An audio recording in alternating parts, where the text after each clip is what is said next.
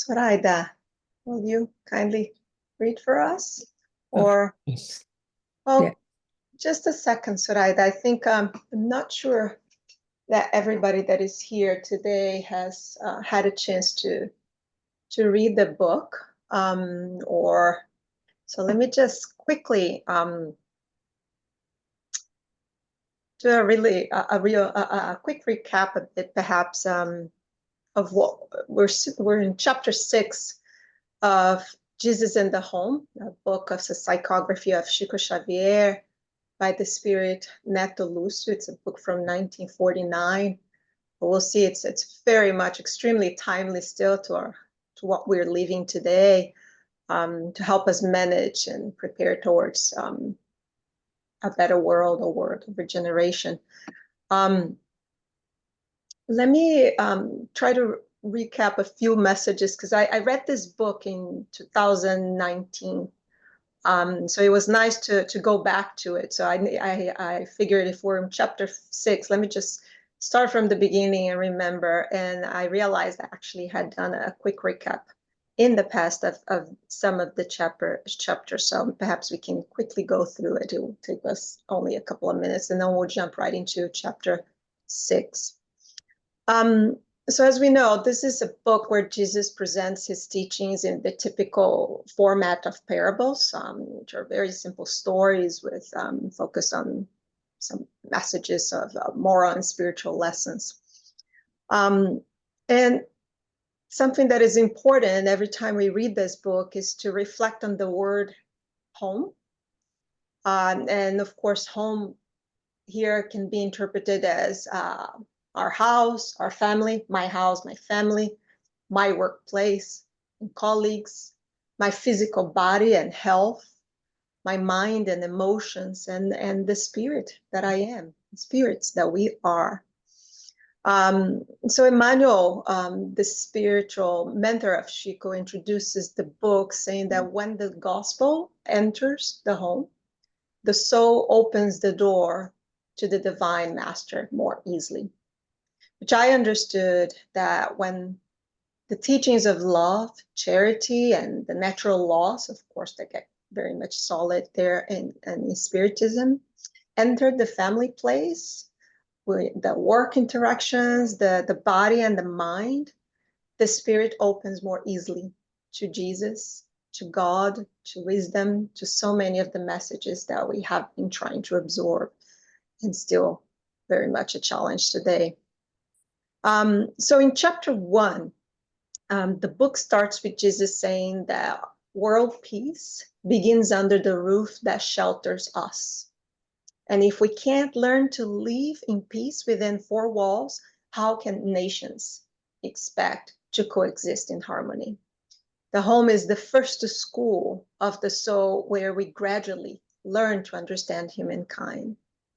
So this is so timely, right? If we can't really love our brothers and sisters and be indulgent, patient, respectful with our bosses, our co-workers, and the challenges and politicians, how do we really learn to put in practice Jesus' teachings of love and charity? In chapter 2, Jesus says that what may seem like affliction or suffering is actually a resource for spirits to evolve. So these conflicts and challenges are lessons. Jesus says that even the most difficult people, the ones that don't want to change, have a purpose in our path. He compares them to the tossed lentils. He uses that parable, the ones that we can't soften to make a stew. You've tossed out of the pot, but they still serve a purpose. They're still fertilizers, and fertilizers are essential to help seeds and plants grow. In chapter 3, Jesus says to be able to learn from these difficult people and adversities, we need to exercise love and forgiveness above all else. And in order to forgive, goodwill is crucial. He illustrates that, explaining that if we don't clean and sterilize the container of our souls, forgiving, like with milk in a dirty container, it will spoil. So we have to forgive to move forward. Soon, if we don't, there will only be vinegar of incomprehensions. In chapter 4, comes the question, but how do we forgive? How do we love and forgive difficult people? And Jesus demonstrates that it is just like a tiny grain of wheat. Come rain or shine, day or night, it labors tirelessly to grow, and in its eagerness, it multiplies. So little by little, with goodwill, we should labor also tirelessly to love and forgive. In chapter 5, then Peter asks, what about those really difficult, or those of us that understand the sacred principles of charity but fail to put them into practice? Especially in the home, at our home, we often explode with those closest to us, right? And these are the ones that really test our patience every day. And Jesus explains that we are dormant, but we are seeds. And we may be absolutely certain that downpours and storms will pass over and will change their positions in the soil of that seed. And one day they will sprout victoriously. And in chapter 5, we also hear that we all want to be victorious. And that was the message of the inconstant worker that asked God as well. And God handed the inconstant worker, which is us, over to perfecting processes, the reincarnations that would lead us to the proposed goal, which may be non-solar, heaven, eternal happiness, our spiritual realm. So several challenges, or perhaps opportunities to experience and evolve, are thrown at the inconstant worker, are thrown at us, such as difficult jobs and grateful family members, challenging bosses and workers, newly elected officials, changing budgets and things. All these are opportunities. And the inconstant worker constantly quit every single opportunity, blaming different individuals. And how much of us are in there? Are we quitters as well? How often do we blame the other individuals and don't value these challenging situations as valuable opportunities to practice what all this book is about, which is love, charity, forgiveness, and really learning that. So now let's get into chapter 6 and see a bit of what lies ahead. Soraida, thank you so much. If you could start. Yes, thank you for beautiful explanation. Chapter 6, the tools of perfection. That night, Simon Peter joined the conversation with his spirit vexed with great discouragement. He had been offended by insensitive, ill-mannered relatives. An elderly uncle had accused him of wasting family assets, and a cousin had threatened to box his ears right there on the street. So he was wearing a burden and austere face. After the master read a few lines from the sacred writings, the fisherman opened up. He described the conflict with his keen, while Jesus listened in silence. When he had finished his lengthy, earnest report, the Lord asked him, "What did you do, Simon, in response to your inconsiderate relatives' onslaught?" "Well, of course, I reacted like I should have." The disciple answered vehemently, "I put them both in their proper place. I didn't hold back in pointing out their bad qualities. My uncle is a rare example of stinginess, and my cousin is a consummate liar. In front of a large crowd, I showed that both were hypocrites, and I'm not at all sorry for it."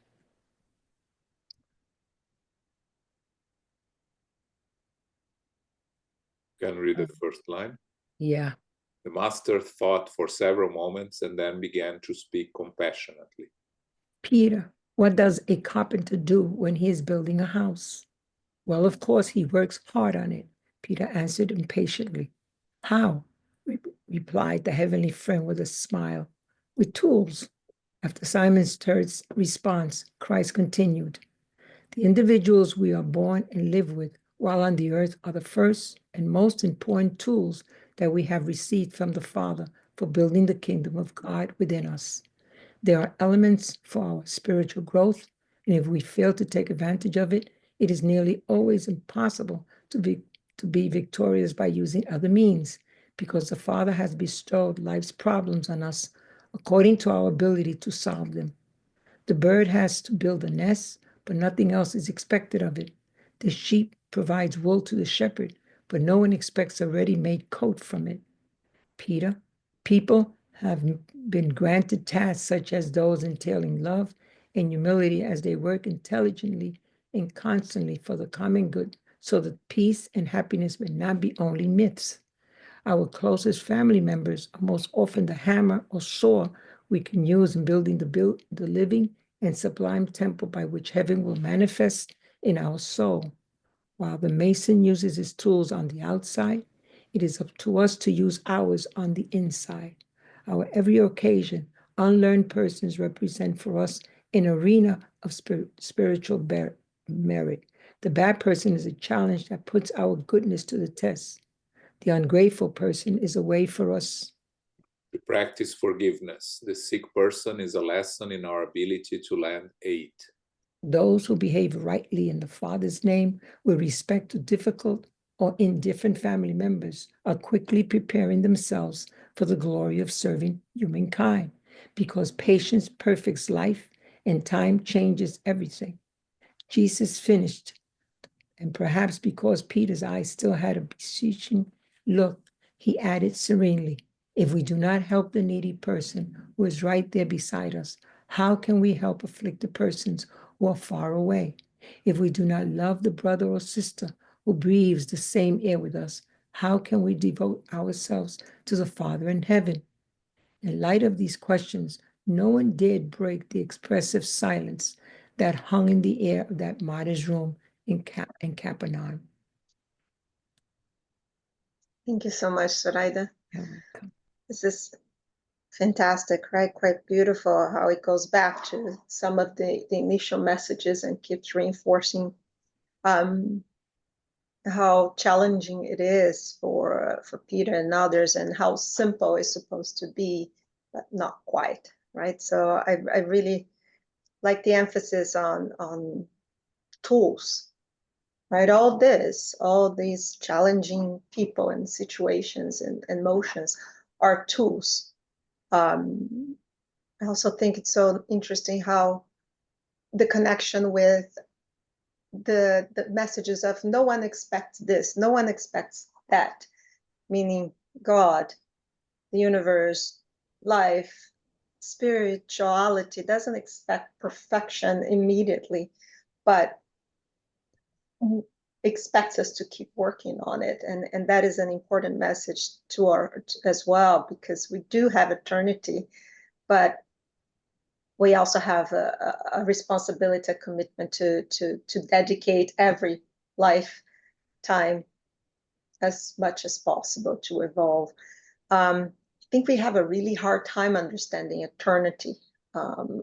And that's why perhaps these messages keep coming back to don't expect to be perfect every time or this time. Perhaps you need another chance and another and another.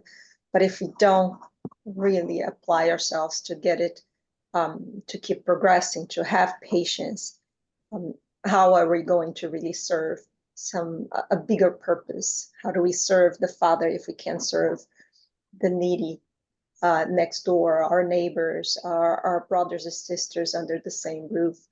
So a lot of this message is, how do we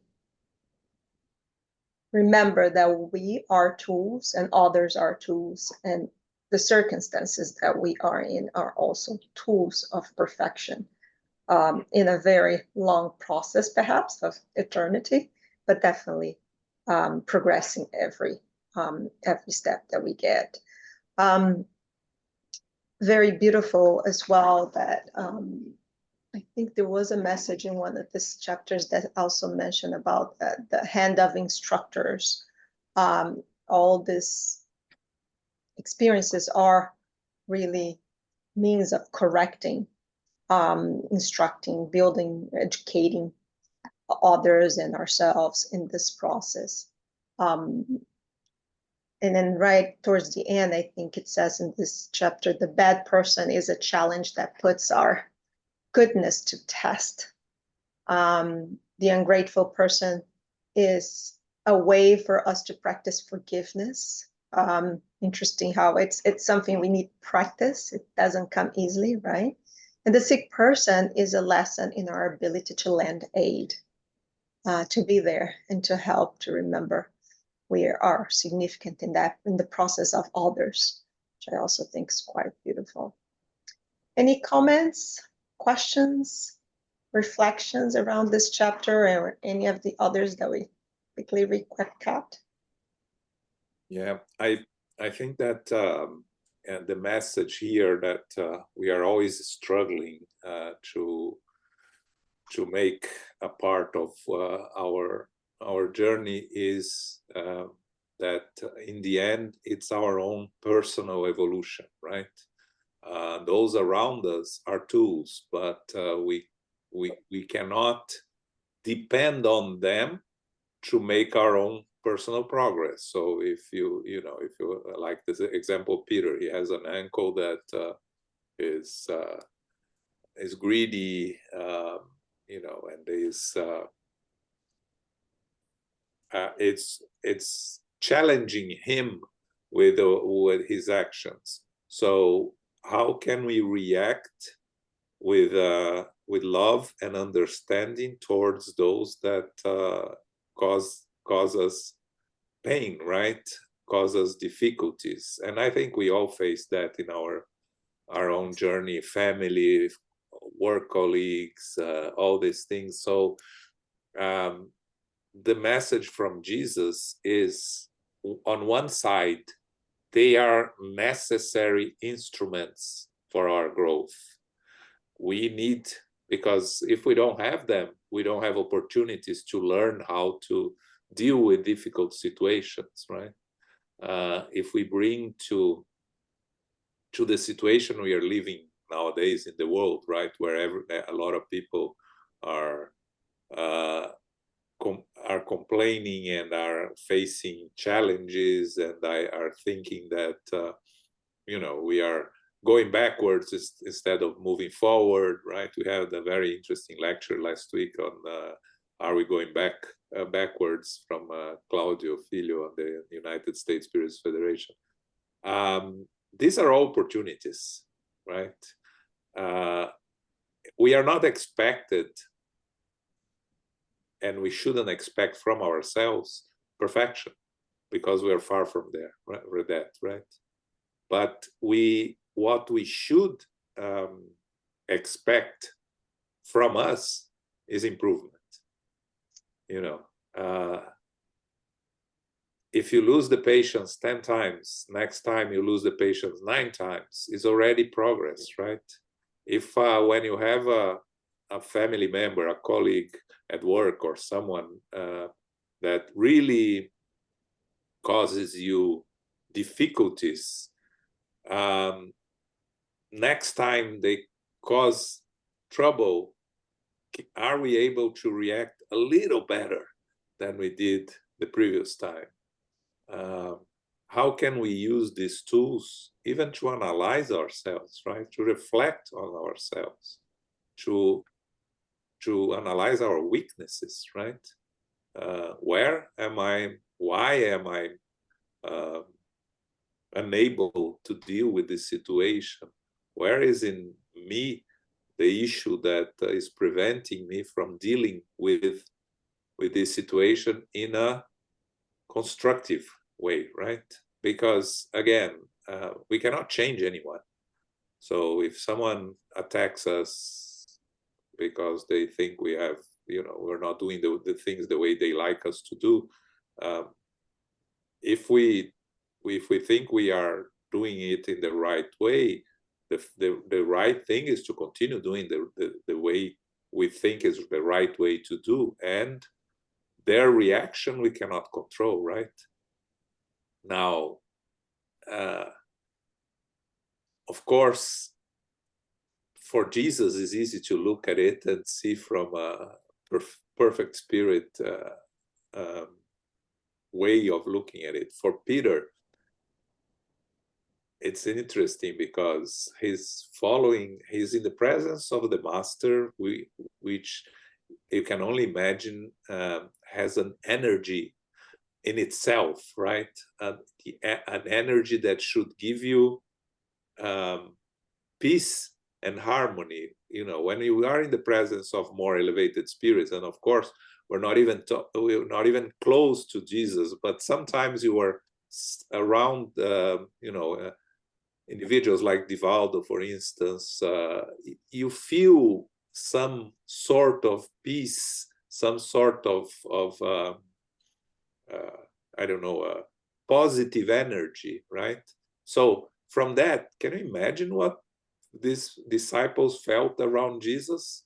And even with that, Peter loses his temper very easily, right? And he starts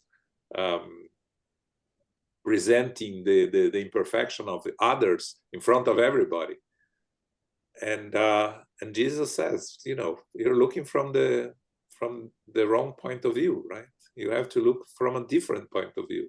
These are opportunities for you to grow, not for you to change them, because you cannot, right? So I think that's, again, it keeps coming back to us, right? These reflections of difficult people around us, and how should we deal with them, and what can we learn from it? But I think we still are far away from learning how to overcome these challenges, right? But anyway, I'll open to others for questions, comments. Thank you, João. João, I can't see if anybody has their hand up. Yeah, I'm looking at it, so Mm-hmm. no, apparently not. No? Okay. Yes, it is. I really wonder, you know,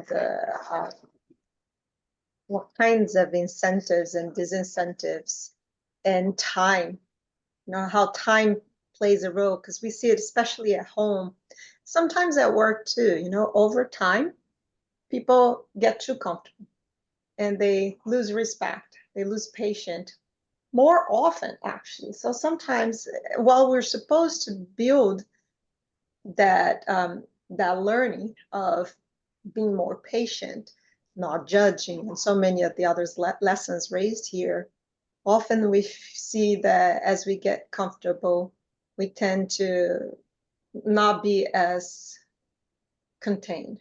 But I think in the beginning, you were contained, but you didn't mean to be. It was a struggle. Over time, you're less, but then the little that you learned, I think you really learned.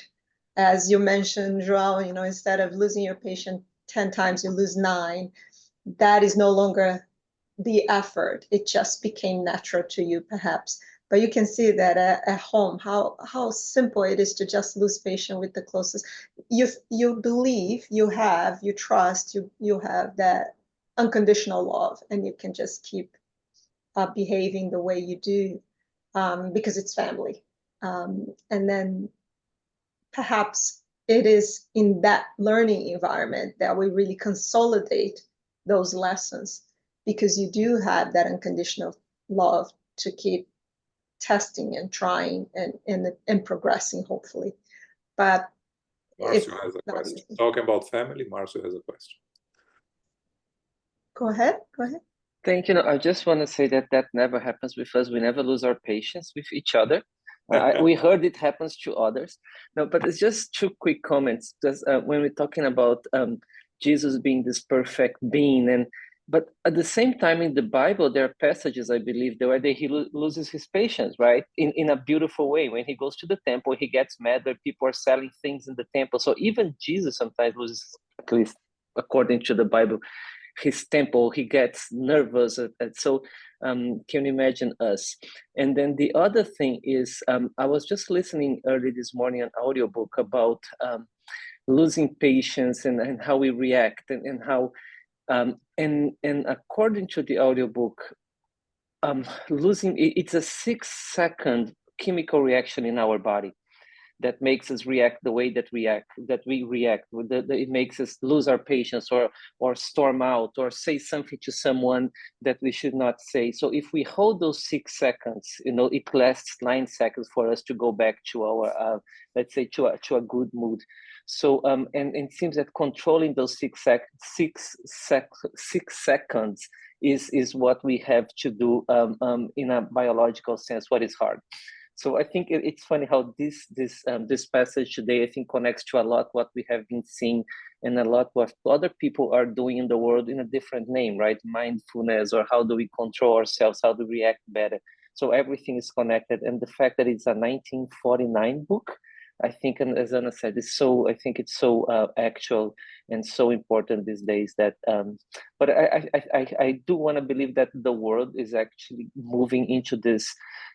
Some people, at least, trying to be better, trying to react in a better way, or trying to, cope in ways that are not violent or are not simple explosions of behavior.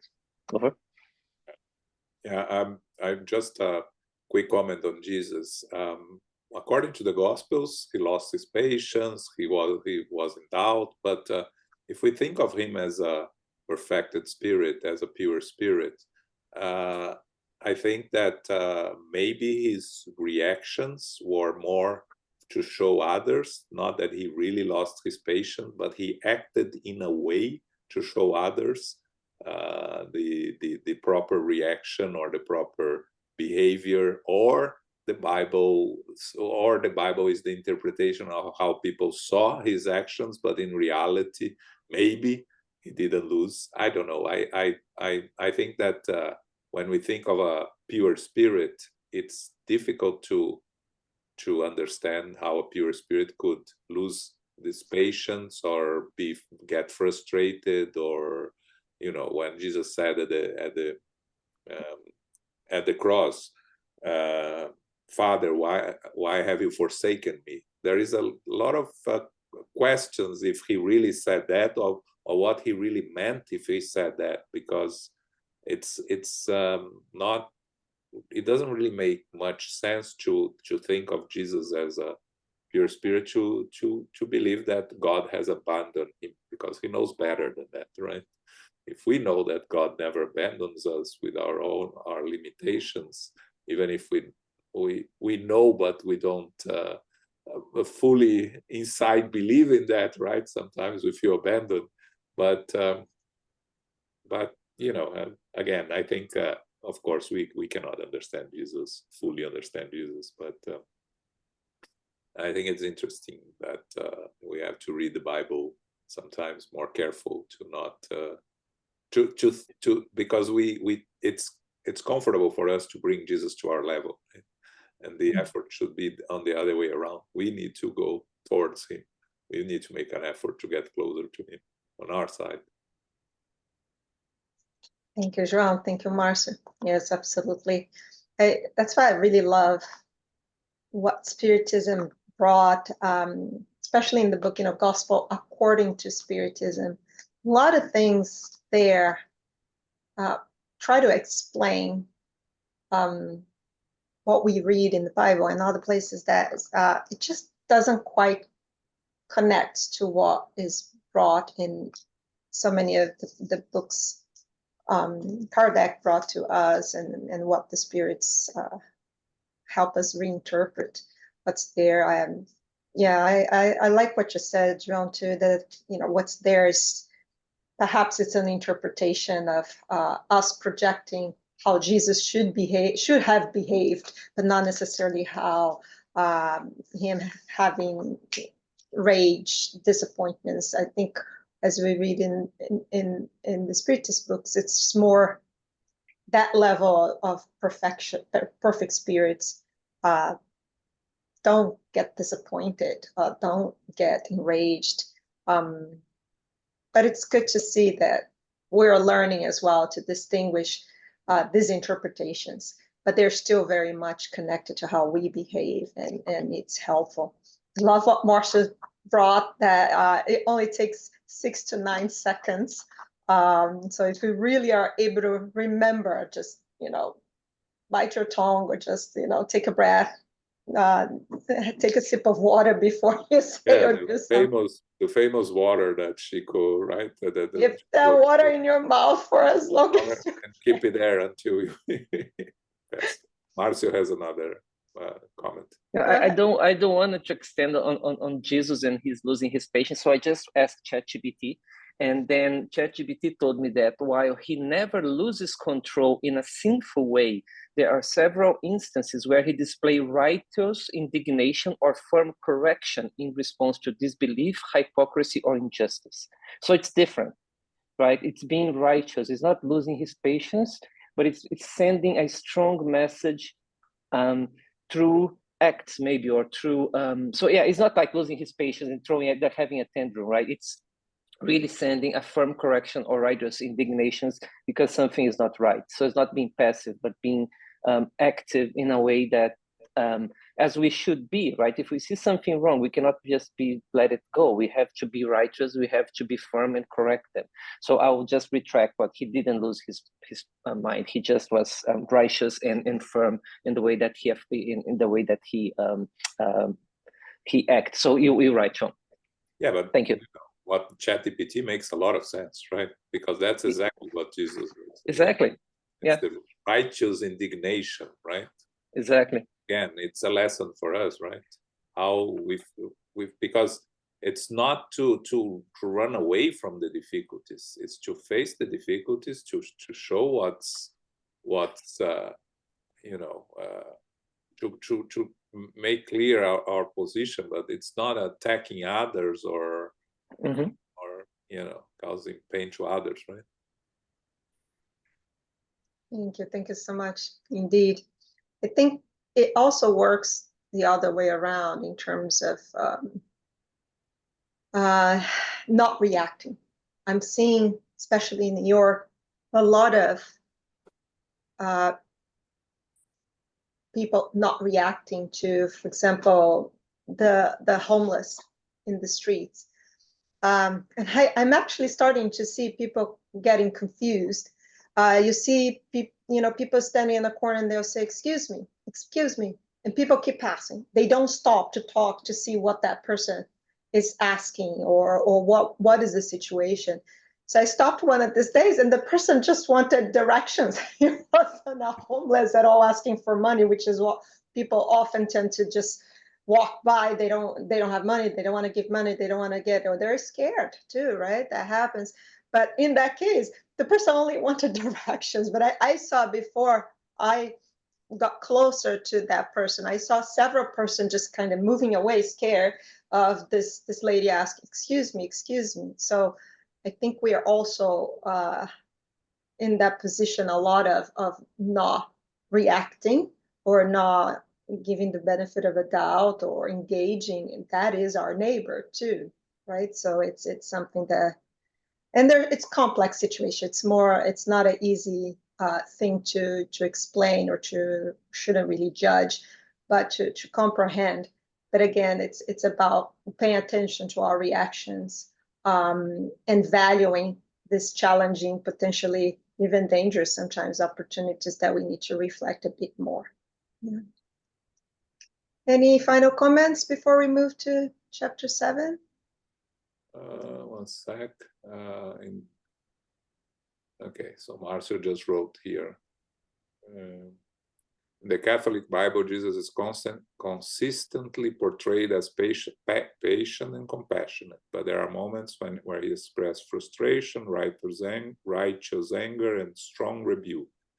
While he never loses control in a sinful way, there are several instances where he displays righteous indignation or firm correction in response to disbelief, hypocrisy, or injustice. Yeah, makes sense, Marcio. Thanks. Thank you. Zoraida, shall we go to the greatest servant then? Yes, of course. Chapter 7, the greatest servant.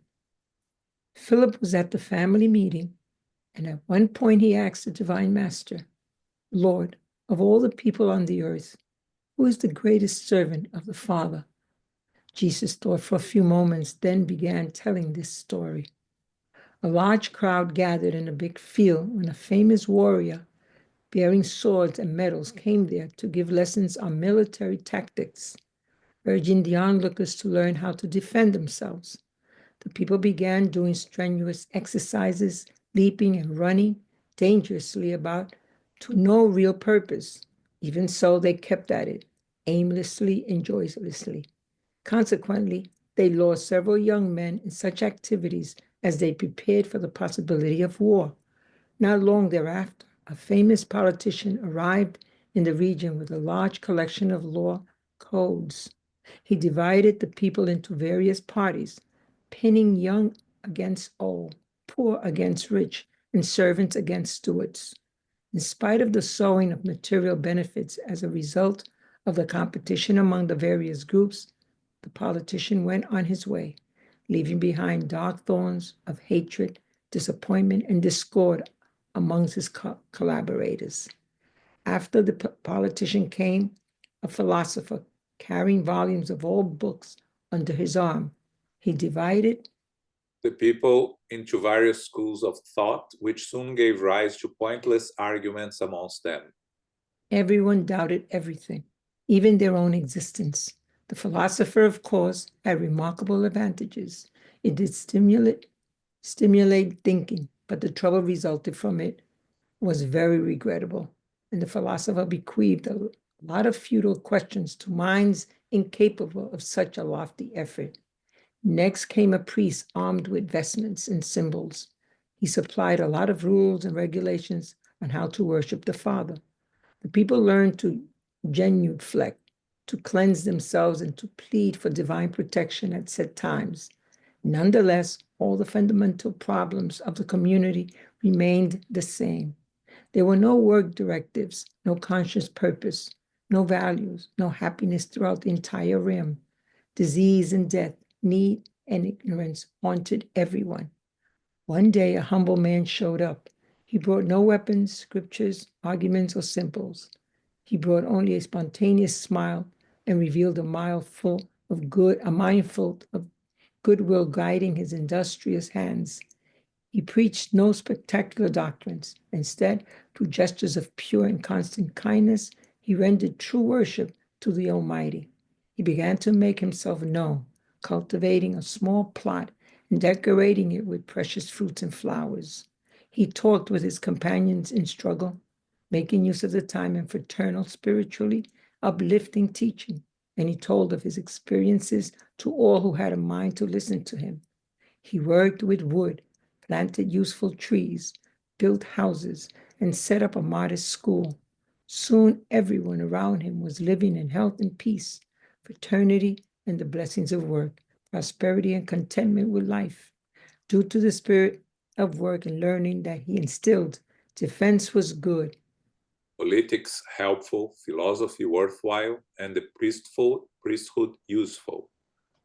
Because all of the community's activities were now presided over by the holy imperative of carrying out one's personal duties for everyone's benefit. Christ fell silent, but no one in the small group dared ask any questions. After gazing at the far-off horizon for a long time in silent thought, the master finished. In fact, there are many workers who deserve the blessings of heaven because of the good they bring to people's body and mind. But those who educate the eternal spirit by teaching and serving stand above all others. Thank you, Zoraida. You're welcome. Wow, the teaching and serving, right? And the importance of really being the example, being so much more powerful than instructions, than rules, laws, philosophy, weapons, and so many other things, right? It's really how working together. I like at some point it says their companion on struggle, the last one, right? It's so humane to see that when you are together working through challenges and experiences, your behavior serves much more as an example and productive learning and teaching tools than a lecture or a particular information or law or scriptures. So I really particularly like that teaching of this message of, and it's really interesting how comparing the three forms that were introduced and how it came to that particular community. And in the end, it's really the one that was the simplest, and working together, having patience and listening and cooperating was what really was most effective. Another component that I thought is key here is the angle of for everyone's benefit. So it's not just working through for something personal. It's just not an individual struggle or an individual benefit. In this process of evolving, we'll truly make progress more significantly when we are able to think for everyone's benefit and not just ourselves or our families or just our close ones or a particular nation or a particular ethnical group. So this is, again, keeps bringing messages from other chapters and other books. They're so important, so really very much solid in this chapter 7 of trying to be who is the greatest servant. The word servant as well, very much highlighted in this chapter and in so many of the messages, and the example of Jesus the whole time being a servant and not just an educator, not just a messenger, or in so many ways others being dictators. It's the example of serving and teaching through working together and showing. And I really reflect on the aspect of how this gentleman also worked with wood. And there has to be some kind of history, and maybe Marcia can ask ChatGPT or someone will know. Again, over and over in history, we see this message of people working with manual tools, and in this particular case, and in so many others, with wood, how you're able to shape and carve and construct and shape something into it collaboratively, often needing the help of others, but to build and get something at the end. I am curious to see also why that keeps popping up in so many books, or if it's just my attention to that particular carpentry aspect of building something. So I think you brought something interesting. Jesus was a carpenter, right? Yeah. So he chose being a carpenter because there was something there, right? Because everything that Jesus did in his life served the purpose, right? So the fact that he worked as a carpenter, I think it's from, building things is that helps us get more comfortable with our lives, protect us from the dangers, right? Because in the end, the survival is one of the basic instincts that we have, right? And for us to survive, we need to protect ourselves to be more safer, right? To be safer. And, yeah, I think it's a good point that you brought. But I was thinking also of the famous phrase by St. Francis of Assisi, right? Go and preach, and if necessary, use words. I think that's really what Jesus is telling us here, right? The one that made the difference was the one that arrived there and didn't say anything, just started working, right? And by example, he was able to unite the community, the others that they just brought a lot of information, different types of information, but didn't educate, right? Didn't create any any lasting result for the community.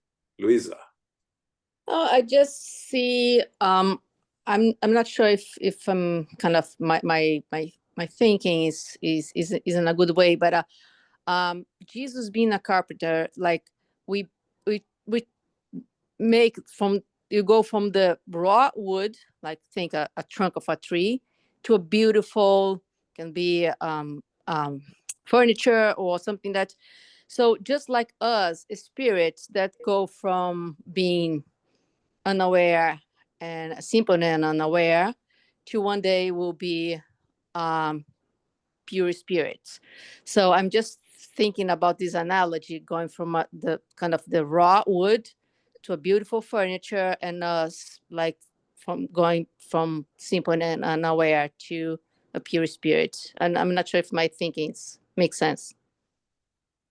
Does. I really think it does. It's precisely that. I almost feel like there's something encrypted in every one of these books that we read, that there's always a carpenter or there's always some work around wood, which is precisely that. You know, perhaps these are the wise men in every one of these books, and the message is precisely that, Luisa, that we're also pieces of wood being slowly carved and turned into something else that one day will be more useful, or have different uses, right, for serving. I really, really like this whole interpretation of the wood and the carpentry and becoming the greatest servants. It's quite unique, and how he says also very much in this chapter and others that it's not about talking. People often get addicted. There's a message there. Those who spend too much time analyzing things without demonstrating the spirit of service can easily become addicted to talking too much, and definitely. But none will feel remorse for having taught the good, and for having worked with their own hands in the name of the Father on the blessed pathway of life. So you will not regret taking action, putting the knowledge into action, into something that you can work. And here the example on your own hands. You won't regret teaching that through example with your own hands. But the other way, just talking may not get people moving, may not get yourself really convinced. I think this is a quite powerful example indeed.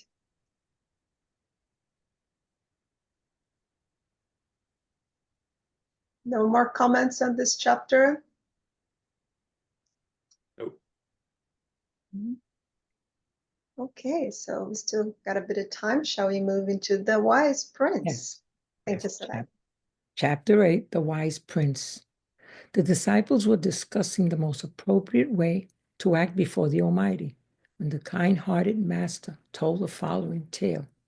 There was once a king who ruled over a vast realm, wanting to broaden his sons' minds in order to bestow a worthy inheritance on them.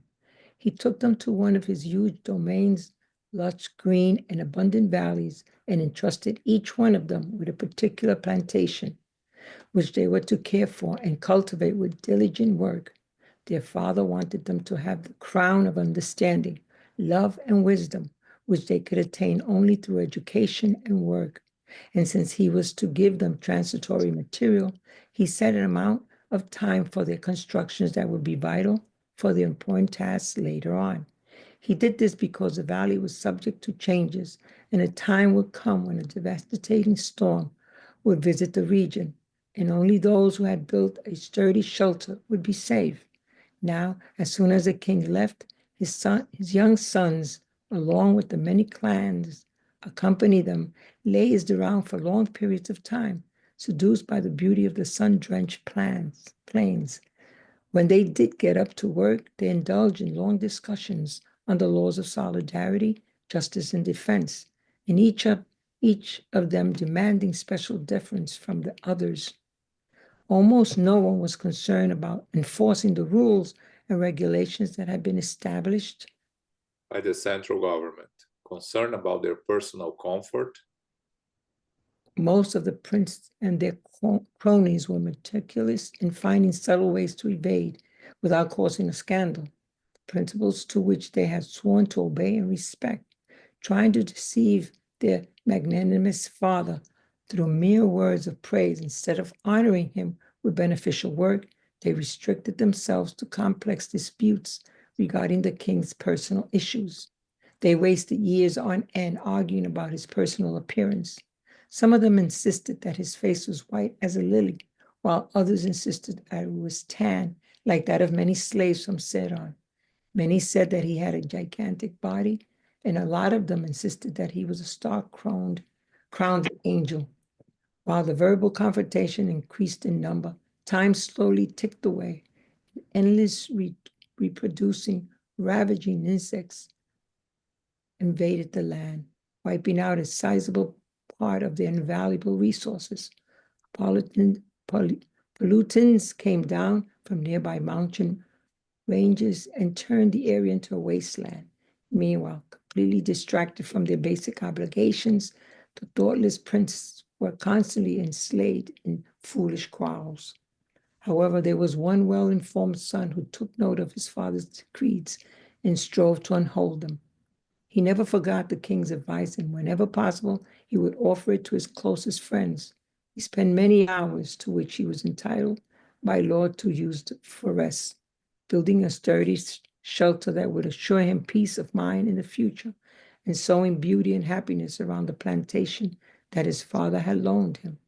And so, when the renewing and violent storm finally appeared, the wise prince who had loved the king and had zealously and devotedly served him by spreading his liberating lessons out of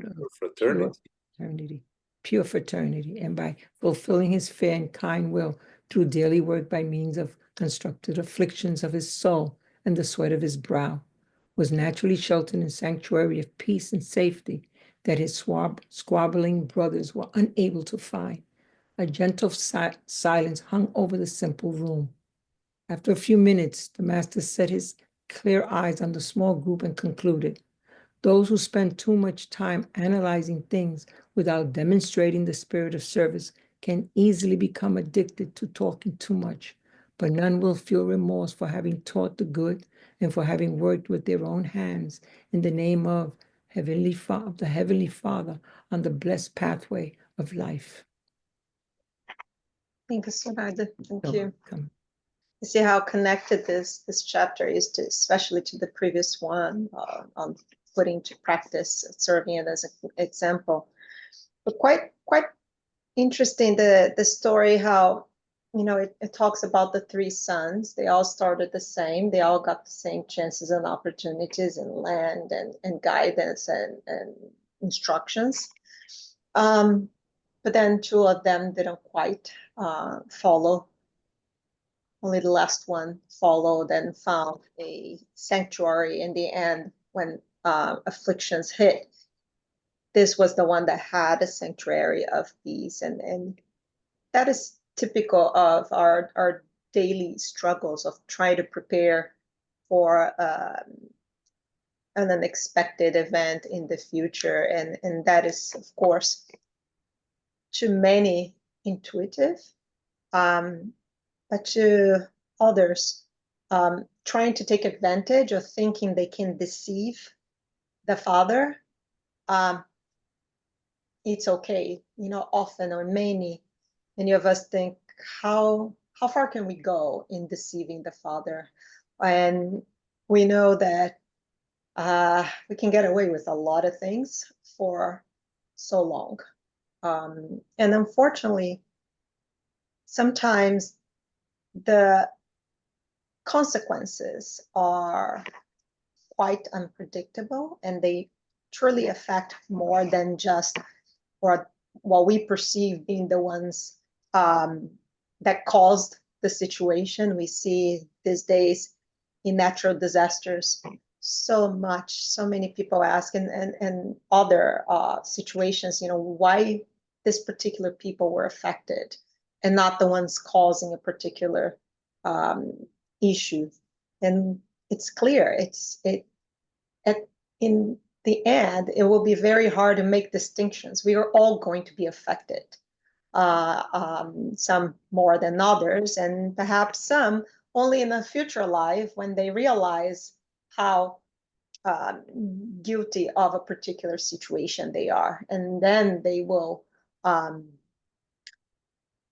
serve or sense the consequences of their actions. But a lot of what we do, a lot of what happens, because we're not really paying attention, or we're deceiving the Father, let's put it in their words, will affect not just ourselves, but so many others. And there's mentions of destructions and pollutants, and I can't help thinking of what is being discussed around the environment, and how even if you have many countries doing their part, or many people doing their part, until you get a significant number or hit a threshold, it will affect us all. So it really, I'm sure over multiple lives, whoever is working towards the good will see the benefit, and whoever's not working towards the good will feel the consequences, or realize the consequences and of their actions. But it's difficult, again, to consider that concept of eternity, that we talked about it in the beginning of today's sessions, of how we have a real hard time thinking of that eternity. And I think it is quite important, because so much of what we do in trying to deceive the Father is because we are thinking of today. Let's get the best advantage of what's happening, because we're thinking of today, or the most of our children. But sometimes you're not quite thinking of your grandchildren. I think human beings still have a real hard time believing on this eternal life, eternity, and think mostly of today and tomorrow, but not far away tomorrow. And this is an important message of thinking of tomorrow, and being cautious of really putting into practice a lot of these examples that are shared.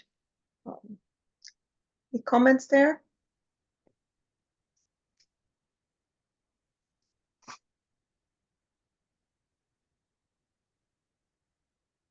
Sorry, I was mute. So immediately reminded me of the fable of the three little pigs, right? Yes. Ebony.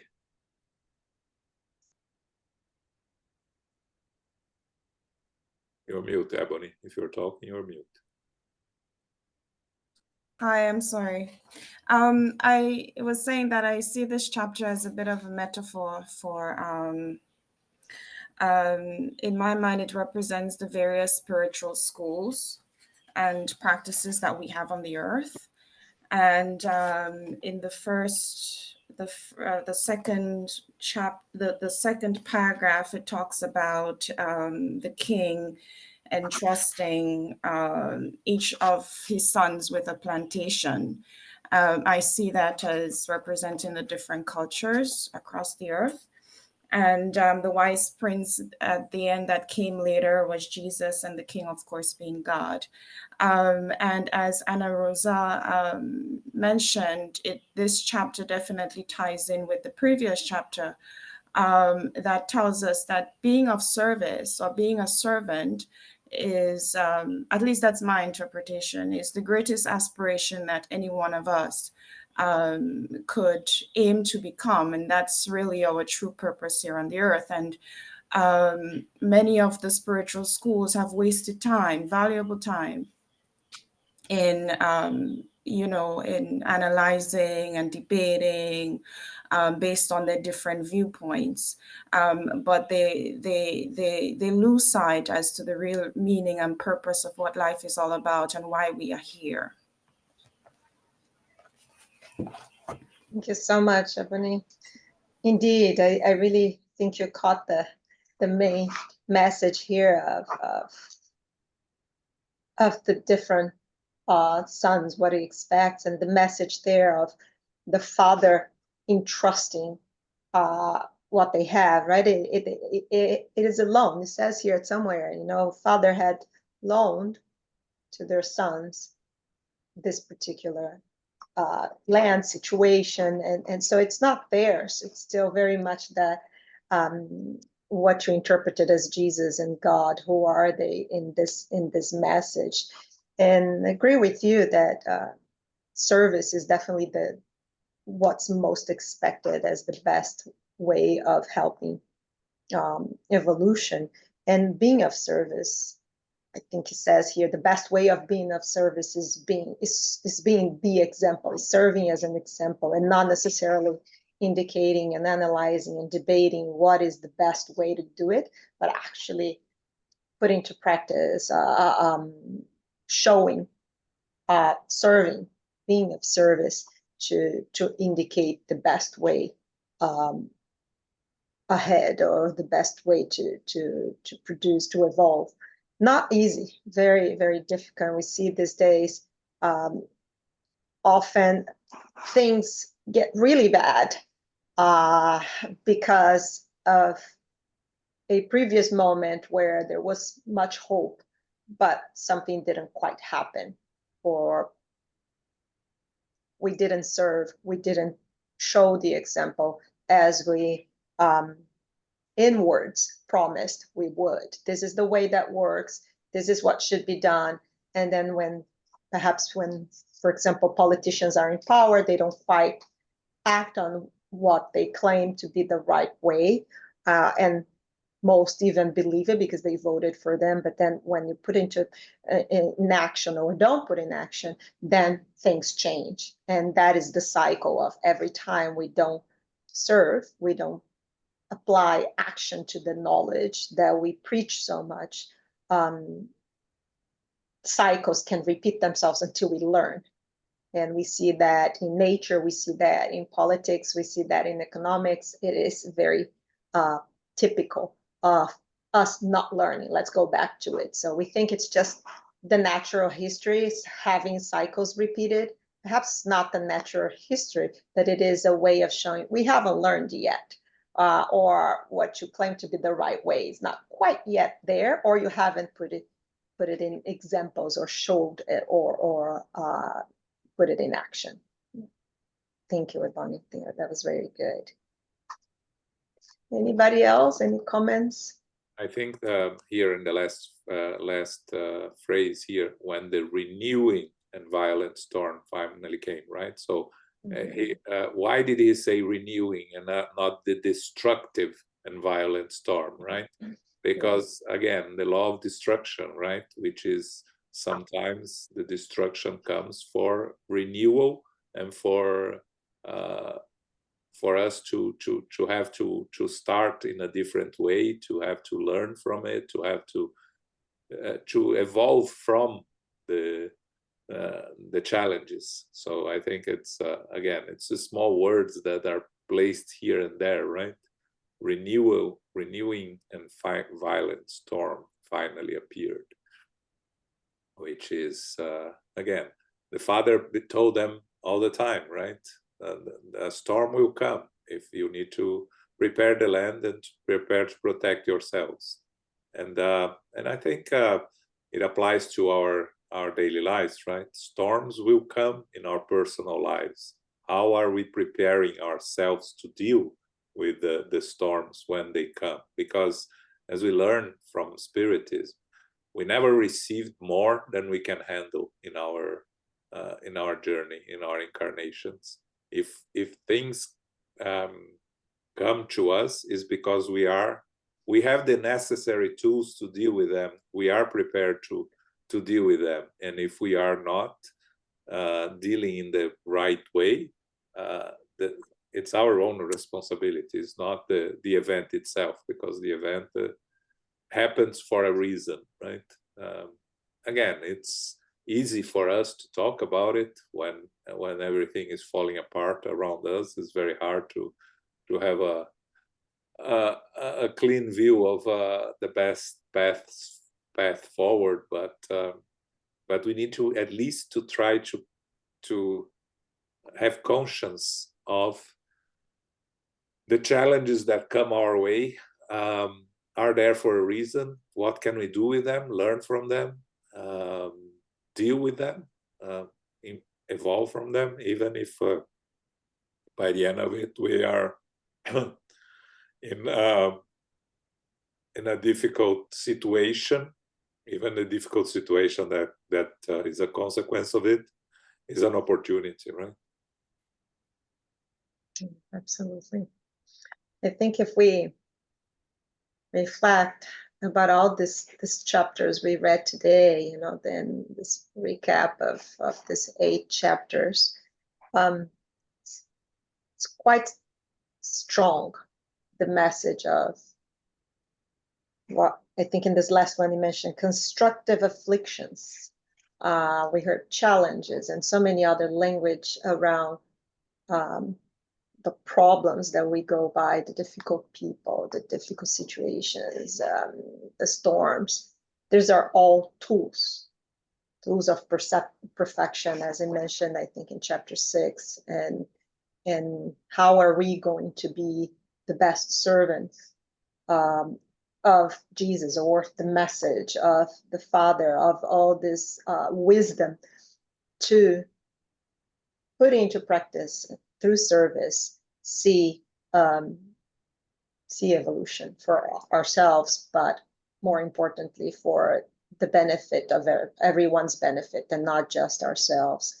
And understanding the consequences of our actions or lack of actions, how it affects our own pathway of life, because it doesn't affect just us, but everything around us, and our families, and our neighbors, and our nations, and our planet. I think it really brings it together.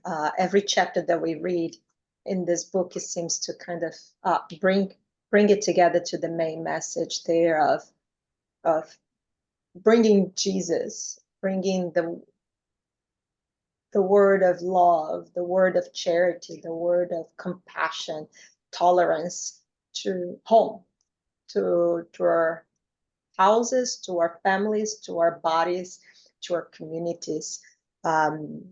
This is really the true solid message throughout the entire book, and reinforced in every chapter, little by little, with different parables, different examples, to explain, to try to hopefully help us remember of these so powerful messages, because by knowledge, as it's mentioned here in this last paragraph, it isn't enough. We can just get addicted to talking too much about it, but not really working with our own hands into putting knowledge to practice, to action, solid in the message of the goodness and the wisdom brought by these books and Jesus and so many of the spirits, through Kardec's and others messages. It's what we still have to work towards, and it's an everyday challenge, but the challenge is indeed the practice. It's us getting a chance to exercise, to practice so many of the things that we need to develop: patience, love. Many of these are as difficult to understand, this word, as eternity, like an unconditional love.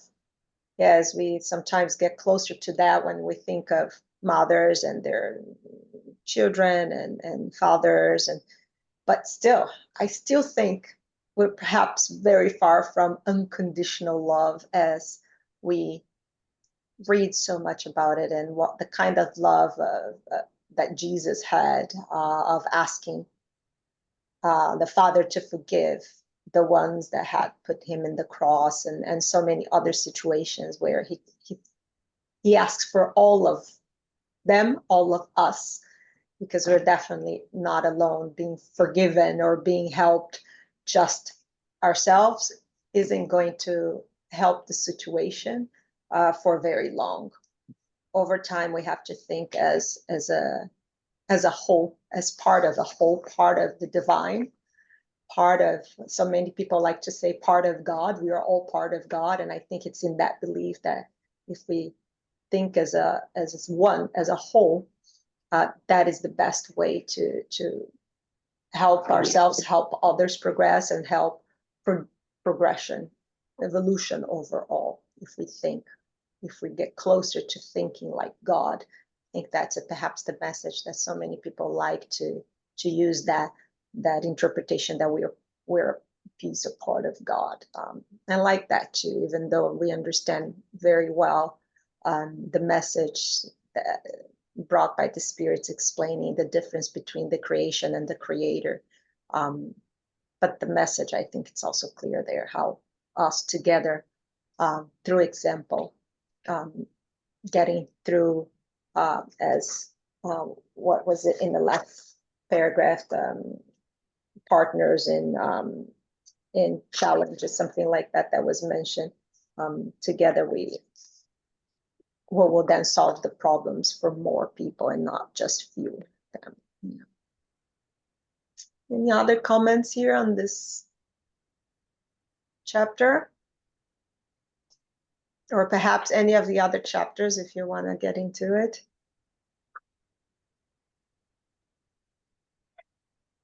Okay. All right. If we don't have, we stop here. We did 3 chapters. I think it's good, Anna. Yes, I think we got a very solid body of messages to reflect in these 3 chapters, and recapping the initial ones. I thought it really helped me to connect each of these puzzle pieces together a bit more.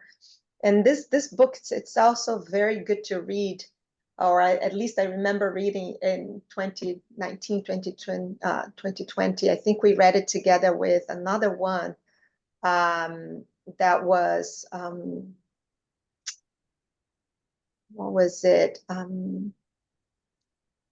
Jesus in Our Days. I think that was it.